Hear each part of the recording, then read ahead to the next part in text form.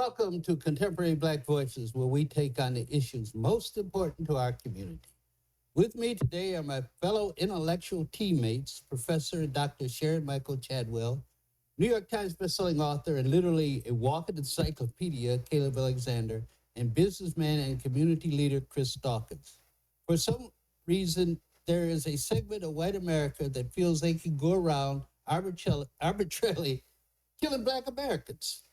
The most recent attack occurred on August 27 when a young 21-year-old punk white racist walked into a Dollar General store, opened fire, and killed three innocent blacks. He did not know them, they had done nothing to him, but still, he killed them because he hated black people. On May 14, 2022, another young punk white racist walked into a grocery store in Buffalo, New York, and slaughtered 10 black Americans, among them mothers and grandmothers, a church deacon, a community activist, and a father picking up a birthday cake for his 3-year-old son.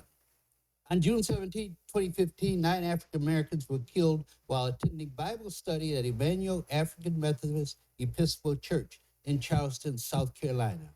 And it keeps going on and on in this country. Judge Susan Egan, in sentencing the killer of the 10 innocent men and women in Buffalo, said, "There's no place for you or your ignorant, hateful, and evil ideologies in a civilized society. No, Judge, you are wrong. There is a place for these sick white racists, and it is in these communities that breed them." So our discussion today is America. Is America the home and breeding ground for white racist murderers? I'll turn to Dr. Chadwell to get the conversation going. You know, last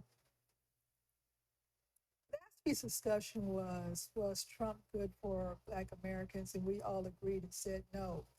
And Chris Christie, during the Republican debate, said that the leader really sets the stage for the nation. So when we were under Trump's leadership, he pronounced, that there were some good people over there in terms of the Charlotte. Charlottesville. And ever since then, we have seen an increase in anti-Black rhetoric through voice and in writing, where, for example, in Florida, they're removing books. They're not allowing African-American history. And it goes on and on. But what's really interesting is that Jacksonville happened, and our prayers definitely go out to those families. But about a week or so after that, a white man in Ambridge, Pennsylvania, took a shotgun and headed to a Black church, tried to gain entry, and the church was full. Nobody got hurt, but Thank God. but it keeps going on and on. So it's kind of like these imps of the devil are just rising up more and more and more and more and attacking Black people. Yeah, and I've always wondered, what in God's creation did we ever do to these people to make them hate us the way they do? I mean, if anybody should hate someone, we should hate them, because we got better reasons to hate those fuckers than they do to hate us. But I mean, think about this: you can take away a life, a family person, all his family loses him or her. It's because you hate them. I mean, talk about that. Come on. Oh man. But Talk about the arrogance. I think part of the problem is also that you look at Dylan Roof, Rittenhouse. These guys go in and do what they do, and somehow they're made to be heroes. Yeah, yeah. They're made to be heroes. With Dylan Roof, it's interesting. I think that's the guy. They just sentenced him, and they're taking away. This brother was coming over the railing, coming to get him. Because evidently somebody posted his family had been his victim, and that goes back to the fact I think we were talking about last week, man. Black folks aren't going to keep putting up with this. I don't see it. Go ahead. You say black folks aren't going to put up with it, and I hope you're correct, because where is our outreach? I don't see the NAACP saying anything about, we detest this, or any type of issue or statement coming from our people. America, from its very beginning, is a psychological sick people, okay? And it's been that way for years. Those people, they manifest themselves in other places like Hitler to in Germany, because he saw what whites were doing to blacks in America. So he then transfers that to the Jews. So everything seems to be cultivating in America, and we have got to shut it down some way.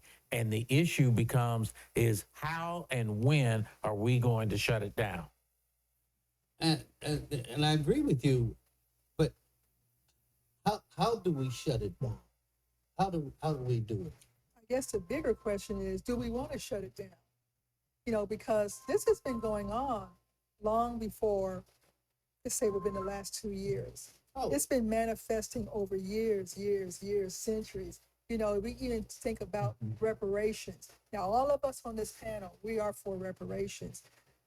The issue here is it was 40 acres and a mule that were never given to blacks. But in the meantime, while those was being held back, free land was given to whites who are moving west. Where's our 40 acres and a mule? Well, this hatred, somebody zeroed in on this hatred for some reason. In show you how far back this goes. I think it was 1916. I think it was in Georgia. They took this black woman, pregnant, out of her house. They hung her up by her feet, and they split open her stomach. The baby fell out, and they stomped the baby to death. Mm-hmm. What creates that kind of hatred? America is psychologically sick.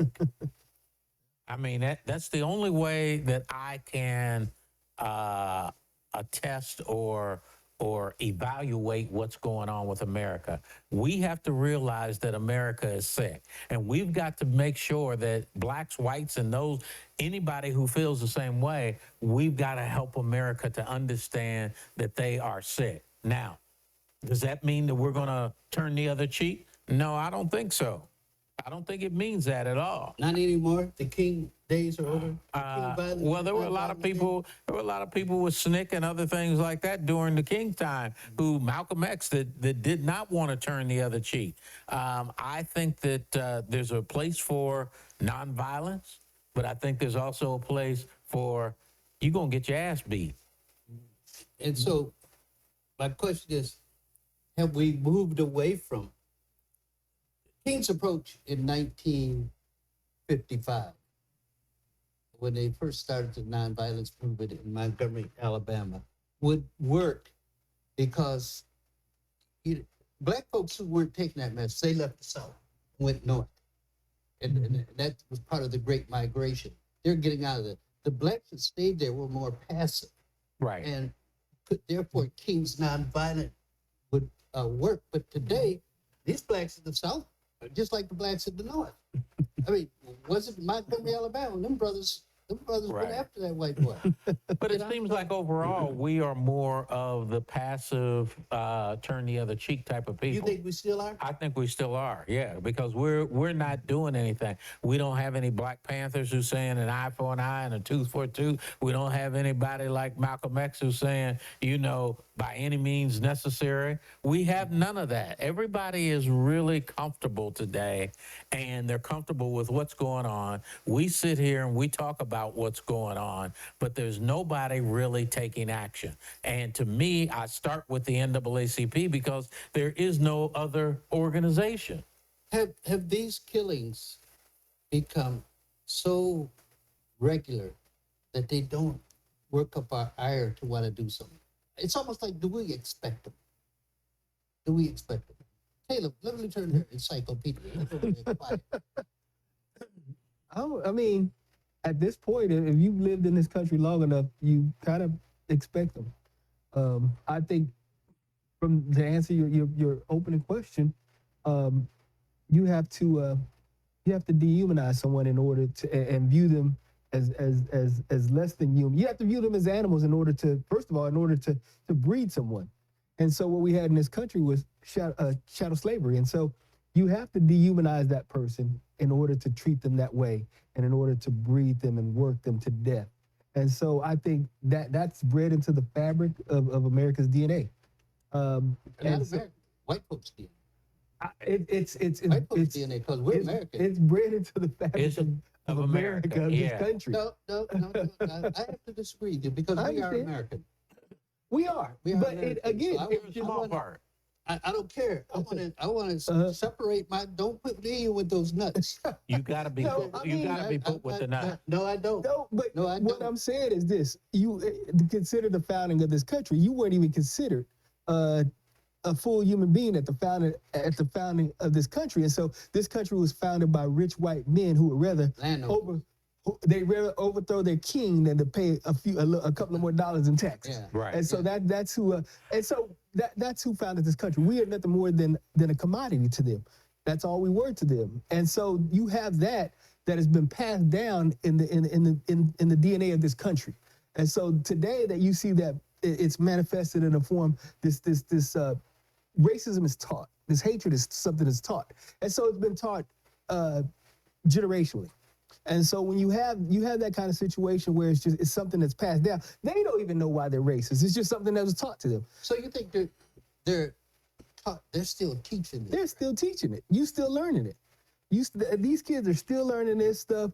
I had a kindergartner when my daughter was in kindergarten. The kindergartner told my daughter Barack Obama was the worst president of history of this country. Hey, and I got a friend right now who is black who just sent me a text from Ohio, and he's talking about how black people are so sorry that they voted for Joe Biden. What bullshit? Yeah.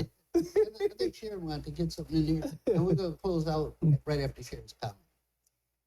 Yes, racism is being taught. It's being taught. And racism is not a Democratic thing, and it's not a Republican thing. It's an American thing. Oh God, you guys are great. Trying to be crazy with that. It is. It is. No, it is. No. You're the only are, one. You are American, okay? Yeah. Are you something else?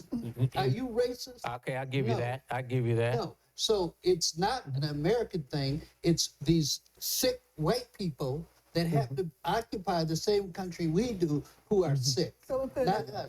it's a cultural thing. Okay, good. Great. Right I on don't, top. well, It's you a know what? cultural thing. Because this. Okay, last comment. Make it about 25 seconds. 25 seconds. I can't do a 25-second comment. Go ahead.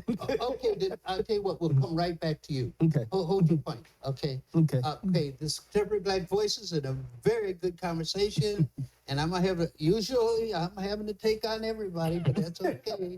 I'll keep doing it. Okay, we'll be right back with you, and I'll keep on keeping on.